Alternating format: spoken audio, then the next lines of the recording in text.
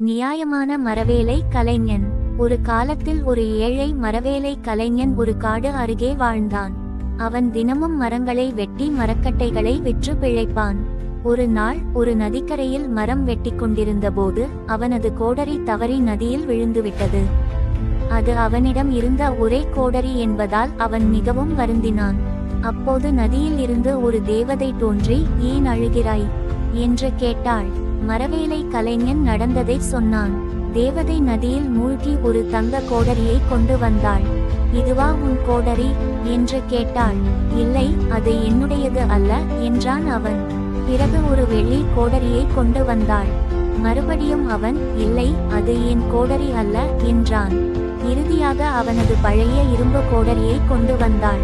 மரவேலை கலைஞன் மகிழ்ச்சியுடன், "ஆம், அதுதான் என் கோடரி" என்றான். அவனுடைய நேர்மையை பார்த்த தேவதை 3 தங்கம், வெள்ளி, இரும்பு கோடரிகளையும் பரிசாக கொடுத்தாள். நெறி. நேர்மை மிகச் சிறந்த நெறி.